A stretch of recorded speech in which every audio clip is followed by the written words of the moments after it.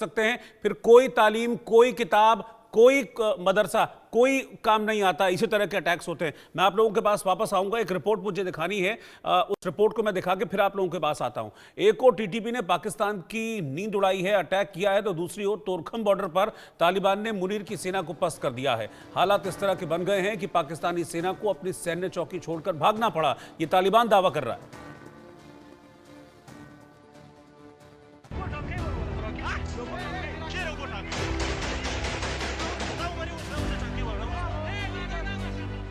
TTP की मार से मुनीर की सेना में हाहाकार मचा है। धमाकों से पाकिस्तान का मिलिट्री बेस दहल रहा है। धमाकों और गोलीबारी से पाकिस्तान कराह रहा है। इस बीच तालिबान ने भी पाकिस्तान की नाक में दम कर दिया। तोरखम बॉर्डर पर तालिबान मुनीर की सेना के लिए सबसे बड़ा सरदर्द बन गया है। अल्हम्दुलिल्लाह। तोरखम बॉर्डर पर इस वक्त तालिबान और पाकिस्तान के बीच जबरदस्त फायरिंग हो रही है। तालिबान लड़ाके और पाकिस्तानी सैनिक एक दूसरे के खून के प्यासे बने हुए हैं। तालिबान ने तोरखम में एक पाकिस्तानी सैन्य चौकी को नष्ट कर दिया। इस हमले में 8 पाकिस्तानी सैनिकों की मौत की भी खबर है। तालिबान ने दावा किया है कि पाकिस्तानी सेना को तोरखम सीमा चौकी से भागना पड़ा है। पाकिस्तान के लिए तालिबान काल बन चुका है। भीषण प्रहार से मुनीर की सेना के हौसले पस्त कर रहा है और तोरखम बॉर्डर पर तनाव के ये हालात तब बने जब अफगानिस्तान की ओर से तोरखम सीमा पर एक नई सीमा चौकी का निर्माण किया जा रहा था, जिसका पाकिस्तान ने विरोध किया, जिसके बाद तोरखम बॉर्डर दहलने लगी। एक और तालिबान ने पाकिस्तान की नींद उड़ा रखी है, दूसरी ओर टीटीपी उसके लिए नासूर बन चुका है और अब यह नासूर पाकिस्तान को और परेशान करने वाला है। तालिबान आर्मी ने काबुल से सेना की अतिरिक्त टुकड़ियों को खोस्त के इलाके में भेजा है। ये वही इलाका है जहां अफगानिस्तान तालिबान ने पाकिस्तानी पोस्ट को अपने कब्जे में ले लिया था। इस इलाके में लगातार तनावपूर्ण हालात बने हुए हैं। सूत्रों के मुताबिक तकरीबन 1500 सैनिक इस टुकड़ी में शामिल हैं। ये फैसला तालिबान इंटेलिजेंस की रिपोर्ट के बाद लिया गया। तालिबान का ये फैसला उसके इरादे बताने के लिए काफी है कि अब वो आर पार के मूड में आ चुका है। Bureau report, India news. तो तोरखम बॉर्डर पर जंग छिड़ी हुई है तो हमने बताया ही था। वहां पर अब ये तालिबान दावा कर रहा है कि हमारे आगे पाकिस्तान की जो सेना है वो अपनी चौकियां छोड़कर वहां से भाग गई है। दावा तालिबान की तरफ से किया जा रहा है। खैर, मैं सॉल्यूशन की तरफ बढ़ता हूं। मैं ब्रिगेडियर दत्ता आपके पास आ रहा हूं। आपको लगता है कि इस वक्त पर जिस ग्रेविटी के साथ ये संघर्ष बढ़ रहा है, हर गुजरते दिन के साथ बढ़ रहा है, और क्या हो सकता है इसमें, उसको हमने कल देख लिया, उसका एक विभत्स रूप हमने कल देख लिया। इसका कोई हल आपको दिखता है? कुछ सुधार की गुंजाइश इसमें दिख रही है तालिबान और पाकिस्तान के रिश्तों में? देखिए, फिलहाल तो कोई ऐसी उम्मीद की किरण दिखाई नहीं देती है।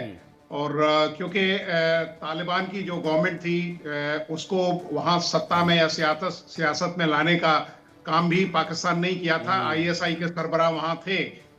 अगर आप अफगानिस्तान का वो जोग्राफिकल एरिया देखें तो पंशीर वैली एक ऐसी वैली है जहां आज तक कोई भी उन जो लड़ाके थे उनको हरा नहीं पाया था। तो जब आईएसआई के सरबराह वहां खुद जाके ऑपरेशंस को कंट्रोल कर रहे थे, उनको डायरेक्ट कर रहे थे, तब जाके पंशीर वैली जो है वो सरेंडर हुई। तोरखम का एक ऐसा एरिया है जहां तालिबान का हमेशा वर्चस्व रहा है और पाकिस्तान आर्मी को आपने खुद बताया कि भाई उन्हें पोस्टें छोड़ के पीछे आना पड़ रहा है।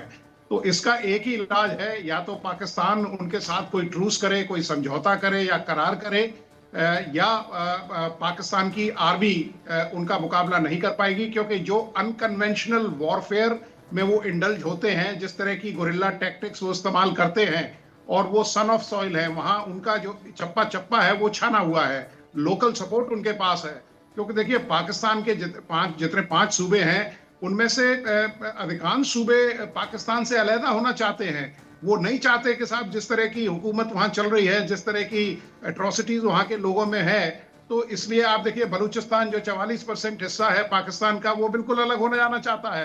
पीएलए ने वहां नाक में दम कर रखा है। 2 डिवीजन उन्होंने लगाई हुई है वहां पे, सी पैक को, सीपीसी को कवर करने के लिए।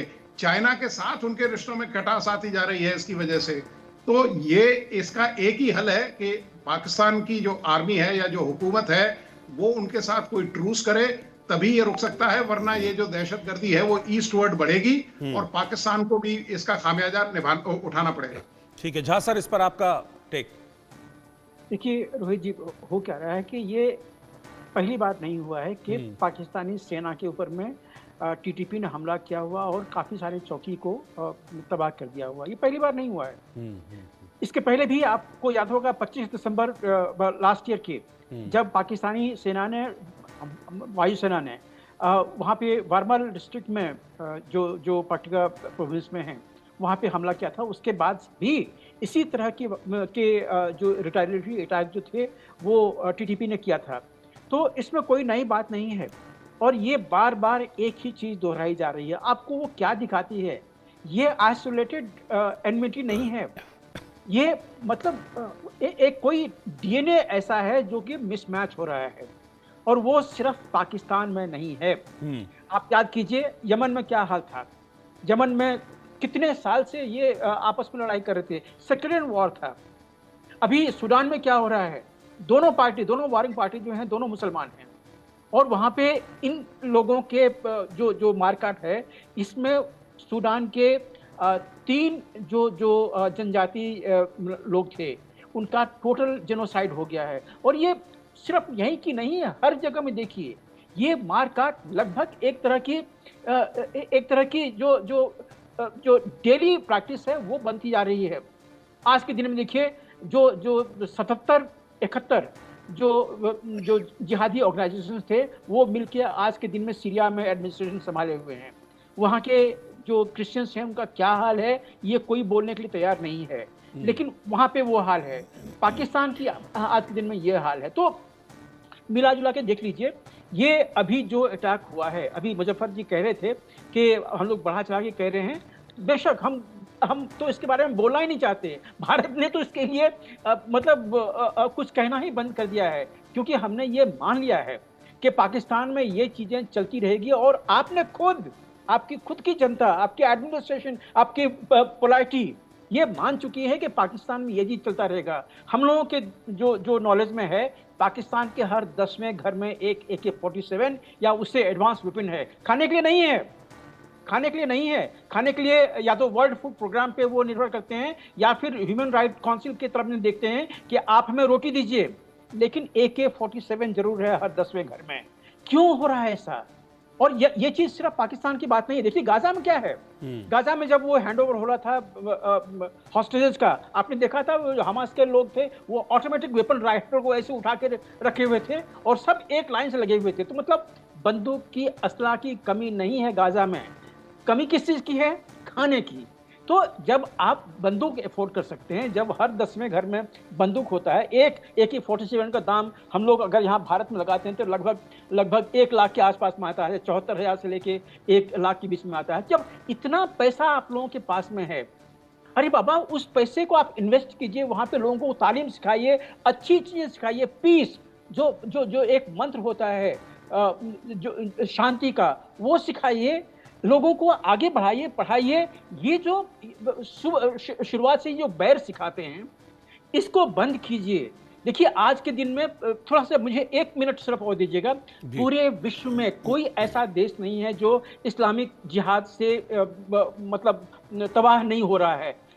सिर्फ एक ऐसा देश है दुनिया में, वो है चाइना, जिसने ऐसी नीतियां अपनाई हैं जिनजियांग में जिसके चलते कि वहां पे जिहाद पनप नहीं रहा है। क्या आज पूरे विश्व को कुछ सीखने लेनी चाहिए चाइना से? हम ये रेकमेंड नहीं कर रहे हैं कि आप बिल्कुल नरसंहार कीजिए मुसलमानों का, नहीं, बिल्कुल नहीं। मुसलमान में बहुत ऐसे मुसलमान हैं जो बहुत अच्छे होते हैं। हम तो फौज में रहे हुए हैं, हमारे जो फौजी थे, चाहे वो पायलट थे, चाहे और कुछ थे, एकदम मतलब हमसे बेहतर वो लोग देशभक्त थे। लेकिन वही मुसलमान ऐसे भी होते हैं आज के दिन में जब भी आप किसी जिहादी का नाम लेते हैं तो ऑब्वियसली जो जिहादी होगा वो मुसलमान होगा, लेकिन हर मुसलमान जिहादी नहीं होता है। लेकिन यहीं पे आपको ये भी मानना पड़ेगा कि जो समय ने जो बदला है वो ये कि जब अफगानिस्तान में सिखों का और हिंदुओं का पूरा नरसंहार, कंप्लीट जेनोसाइड हुआ था। हमारे देश के नॉर्मल मुसलमान जो टीवी चैनल पे आके वक्तव्य देते हैं, वो बड़े खुश हो रहे थे कि देखो तालिबान कितना अच्छा है, उसने उसने अफगानिस्तान को लिबरेट कर लिया। अरे भाई, ये कैसी लिबरेशन है? आपकी जनता थी, वो सिख आपके लोग थे, आपके सिटीजन थे, वो हिंदू आपके सिटीजन थे। और ये चीज मैं मुजफ्फर जी को कह रहा हूँ कि आज के दिन में जो पाकिस्तान है, वहां पे जितने हिंदू हैं, जितने क्रिश्चियंस हैं, जिनका आप नरसंहार कर रहे हैं, जिनके बेटियों को आप दिन दहाड़े उठा के लेके चले जाते हैं, ये भी आपके ही लोग हैं। आपने क्या क्या, आप क्या कर रहे हैं वहां पे? ह्यूमन राइट का एक भी इंटरनेशनल विजिट को होने बिल्कुल नहीं दिया जाता है, या वो यही नहीं करते। समस्या, यही आरोप भी वहां पर लगता है कि ह्यूमन राइट्स जीरो हैं वहां पर, खासतौर पर बलूचिस्तान में, खासतौर पर खैबर में। और इसीलिए पाकिस्तान की संसद में भी इस बात को लेकर चिंता जाहिर की गई थी। और कहते हैं ना कि जो बोया है वही काटेंगे, जो बोया था वही काट भी रहे हैं यहाँ पर। इस समस्या का हल अगर जल्द नहीं निकला तो फिर ये दो प्रांत, जैसा कि पाकिस्तान की असेंबली में कहा था मौलाना फजलुर रहमान ने, वही होगा, टुकड़े हो जाएंगे पाकिस्तान के और तालिबान भस्म कर देगा पाकिस्तान को। आप सभी का शुक्रिया साथ में जुड़ने के लिए। और इस बीच एक ब्रेकिंग न्यूज, बड़ी खबर मैं आपको बता दूं, उत्तर प्रदेश की विधान परिषद में बीजेपी के एमएलसी और प्रदेश उपाध्यक्ष मोहित बेनीवाल ने मुजफ्फरनगर का नाम बदलकर लक्ष्मीनगर रखने की मांग उठाई है। बजट सत्र के दौरान मोहित